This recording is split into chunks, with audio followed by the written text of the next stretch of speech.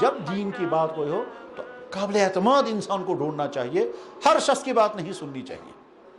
کچھ نہیں معلوم ہے کون کون کس کس ہے۔ اور ساتھ میں یہ بھی کہ نہ جانے ویب سائٹیں کن کن کی شروع کی ہوئی ہیں اور چینلوں پر کون کون آدمی لائے جاتے ہیں اور وہ قابل اعتماد ہیں بھی یا نہیں،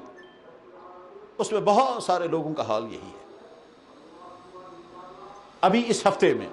تقریباً 4 فون میرے پاس آئے، ان میں کہتے ہیں صاحب گامدی صاحب ہیں، اس نے یہ کہا، جاوید گامدی صاحب نے یہ کہا، حالانکہ وہ مستند عالم نہیں ہے، نمبر 1، وہ منکرین حدیث میں سے ہے۔ منکرین حدیث ایک گروپ ہے دنیا میں جو کہتے ہیں کہ اسلام صرف قرآن کا نام ہے، حدیث اسلام نہیں ہے، یہ انہی میں سے ہے، اور کہتے ہیں اسلام کو آسان بناؤ۔ اب وہ سناتا رہتا ہے، اور چونکہ چینلوں پر آتے ہیں اس لیے جناب لوگ سنتے ہیں گامدی صاحب نے وہ، یہاں بھی گامدیوں کا گروپ کھڑا ہو گیا ہے، کیونکہ وہ سست آسان والا اسلام ہے، اس میں تو نمازیں 5 ہیں ہی نہیں، ان کے یہاں تو 3 ہی نمازیں ہیں۔ کیوں صاحب؟ کہتے ہیں نمازیں قرآن نے کہا نمازیں پڑھو، وہاں 5 کہیں نہیں لکھا ہے، وہ حدیثوں میں، حدیثیں ان زمانے کے لیے تھی، آج کے لیے نہیں ہے۔ تو اس لیے میں یہ سمجھانا چاہتا ہوں کہ ہر شخص کی بات نہیں ماننی ہے، اور وہ ڈگریوں کے ساتھ سامنے آئیں گے تو آدمی معروف ہو جاتا ہے، یہ پی ایچ ڈی کرمت اب کیا؟ تو پی ایچ ڈی کرنے والا جو ہے وہ دین کا سکالر نہیں ہوتا ہے، پی ایچ ڈی کسی ایک چیپٹر میں ہوتا ہے۔ مثلا مان لیجئے یہاں کشمیر یونیورسٹی میں شعبہ اسلامیات میں پڑھتے پڑھتے ایک لڑکے نے پی ایچ ڈی کیا، پی ایچ ڈی کس پر کرے گا؟ وہ اس کو ایک ٹاپک دیا جائے گا، مثلا اس کو ٹاپک دیں گے کشمیر میں جو بڑی بڑی شخصیات پیدا ہوئی ہیں ان میں سے ایک بڑی شخصیت تھی شیخ یعقوب سرفی رحمۃ اللہ علیہ۔ اب اس لڑکے نے شیخ یعقوب سرفی پہ پی ایچ ڈی کیا، کیا لکھے گا اس میں؟ وہ شیخ یعقوب سرفی کا زمانہ کون سا تھا، ایک چیپٹر، شیخ یعقوب سرفی کا خاندان کیا تھا، دوسرا چیپٹر، شیخ یعقوب سرفی کا بچپن کیسا گزرا، تیسرا چیپٹر، شیخ یعقوب سرفی کے استاد کتنے تھے، چوتھا چیپٹر، شیخ یعقوب سرفی نے دنیا میں کون کون سے مدرسے میں جا کر کس کس عالم سے پڑھا، 5واں چیپٹر، پھر شیخ یعقوب سرفی نے کتابیں کیا کیا لکھی، ایک اور چیپٹر، پھر شیخ یعقوب سرفی کے اخلاق کیا کہتے ہیں، ایک اور چیپٹر آ گیا، پھر شیخ یعقوب سرفی نے اپنے زمانے دین کا کون سا کام کیا، اور آخری چیپٹر وفات کہاں ہوئی، ختم ہو گیا۔ اس سے کیسے طے ہو گیا کہ صاحب یہ اسلام کے تمام مسائل کا ماہر بن گیا؟ اس سے کیا پتہ چلا؟ اس سے تو نہیں ثابت،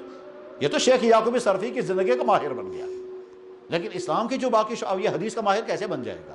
اب یہ فقہ کا ماہر کیسے بنے گا، اب یہ نکاح اور طلاق کے مسائل کا ماہر کیسے بنے گا، اب یہ وضو سے لے کر کے وراثت تک کی تمام مسائل کا ماہر کیسے بنے گا؟ مگر وہ آئے گا میں اسلامیات کا پروفیسر ہوں، میں اسلامیات کا پی ایچ ڈی ہوں، تو اسلامیات کے پی ایچ ڈی سن کر آدمی گھبرا جاتا ہے، یا اس خبر کیا، مگر ادھر سے اس کا چیپٹر جو ہے محدود ہوتا ہے۔ ہماری دنیا میں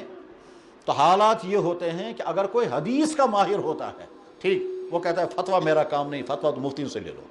اور جو فتوے کا کام کرنے والے وہ کہتے ہیں بھائی صاحب ہمارا کام فتویٰ ہے، حدیث کی کتاب تو حدیث کے ماہرین سے لے لو،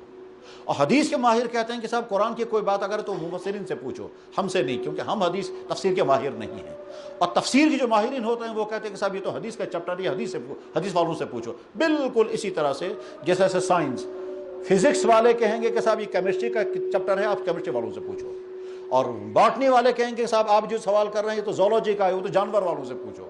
اور وہ والے کہیں گے کہ صاحب یہ تو بایو کیمسٹری ہے، جو ان والوں سے پوچھو، ہمارا نہیں ہے۔ جغرافیہ والے کہیں گے آپ تو ہسٹری کا سوال لے کر کے آئے، یہ ہسٹری ڈپارٹمنٹ پر آپ جائیں گے، اور ہسٹری والے کہیں گے یہ جغرافیہ کا ڈپارٹمنٹ ہے، یہ ان سے جا کر کے پوچھیے، کوئی دوسرے میں دخل نہیں دے گا۔ بس ٹھیک اسی طرح سے اسلام میں فقہ الگ دنیا ہے، فتویٰ الگ دنیا ہے، حدیث الگ دنیا ہے،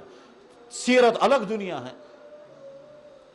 اور ہم ہر ایک کے پیچھے تو ہر شخص، یہ ویب سائٹوں کا طوفان جو آج ہے، اور ویب سائٹوں، ابھی صبح مجھے ایک صاحب فون کر رہے تھے، کہنے لگا صاحب یہ تو زمینداری حرام لکھی ہے، میں نے کہا کہاں لکھی ہے؟ کہنے لگا میں نے نیٹ پر حدیث پڑھی، میں نے نیٹ پر حدیث پڑھی زمینداری حرام ہے۔ تو میں نے کہا یہ تو اولا نیٹ پر حدیث ڈھونڈنا ہی غلط ہے، اس لیے کہ حدیثیں ساری وہاں آئیں گی، اس میں کچھ حدیثیں منسوخ ہوں گے مگر حدیث آئے گی، اس میں کچھ حدیثیں جو ہیں وہ الفاظ عام ہوں گے مطلب اس کا ایک خاص ہوگا،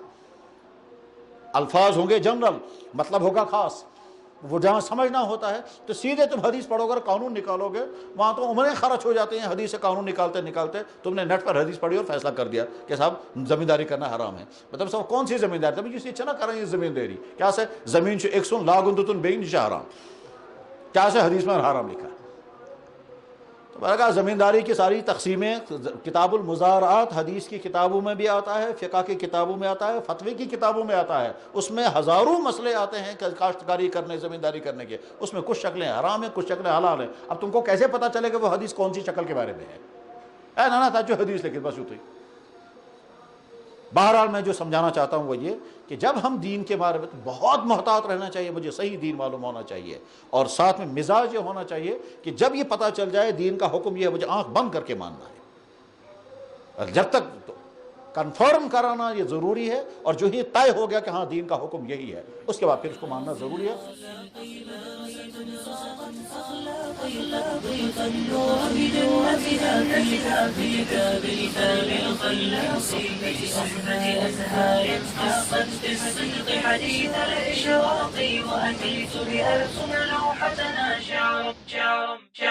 أنعم بغراس الأخلاق مدرسة صارت أخلاقي قد ذقت النور